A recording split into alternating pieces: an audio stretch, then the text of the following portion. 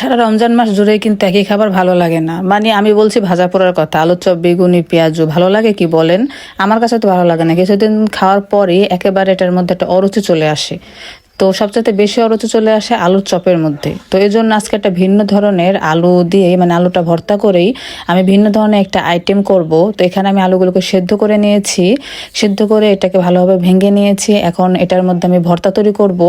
তো এখানে আমি পরিমাণ মতো পেঁয়াজ দিয়েছি, লবণ দিয়েছি, আর ধনিয়ার গুঁড়া, জিরার গুঁড়া দিয়ে দিলাম। আর এখানে নিয়েছি আমাদের বাড়ির বিলেতি ধনেপাতা।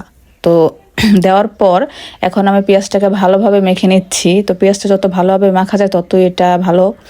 এরপর ফাঁকে দিয়ে একটু কিছুটা গুঁড়ো মরিচ দিয়ে দিচ্ছি। তো এখানে কিন্তু আমরা কাঁচামরিচ ইউজ করব।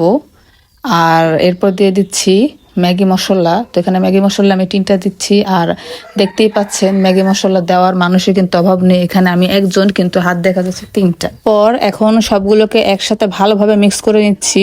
আর এখানে কিন্তু কাঁচামরিচও দিয়ে দিয়েছি। তো সবকিছু একসাথে মাখার পর এখানে আমি আটাকে গুলিয়ে তারপর এখানে পেড়া তৈরি করে রেখেছিলাম আগেই। তো এখন আমি রুটিটাকে ভালোভাবে বেলে নিচ্ছি। রুটিটা কিন্তু মোটাও হবে না, আবার একেবারে পাতলাও হবে না, মিডিয়াম ধরনের হবে। তো ভালোভাবে রুটিটাকে বেলে এর মধ্যে এখন আমি আলু ভর্তাগুলোকে সারাটা রুটির মধ্যে বিছিয়ে নিচ্ছি, ছড়িয়ে নিচ্ছি। পর রুটিটা যে কোনো একটা কিনার থেকে এখন এটাকে আমি সম্পূর্ণটাকে বলে নিব। তো দেখতে পাচ্ছেন বলে আবার আলতোভাবে হাতটা দিয়ে এটাকে বেলে নিব, মানে হাত দিয়ে এটাকে একটু লম্বা করে নিব। তো লম্বা করে নেওয়ার পর এখন আমি এটা ছুরির সাহায্যে ছোট ছোট করে পিস করে নিচ্ছি।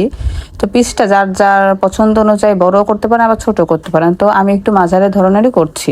তো করার পর এই তো আমি সবগুলো, এই তো দেখতে পাচ্ছেন, আপনাদেরকে কিন্তু দেখাচ্ছি আমি কাছ থেকে। তো সবগুলো আমি প্লেটে উঠিয়ে নিচ্ছি। এখন আমি ভাজাভাজিতে চলে যাব। তো এই তো চুলায় একটা ফ্রাই প্যানে তেল গরম করে এর মধ্যে আমি একটা একটা করে এই নাস্তাটাকে ছেড়ে দিচ্ছি। তো এখন উল্টিয়ে পাল্টিয়ে আস্তে আস্তে মিডিয়াম আছে এটাকে মচমচা করে ভেজে নিতে হবে। তো এই তো এখানে কিন্তু ভাজা শেষ, উঠিয়েও রেখেছে। তো এই তো তৈরি হয়ে গেল আমার মজাদার স্বাদের ঝটপট খুবই ইউনিক একটা রেসিপি। তো ইফতারের জন্য কিন্তু বেস্ট রেসিপি।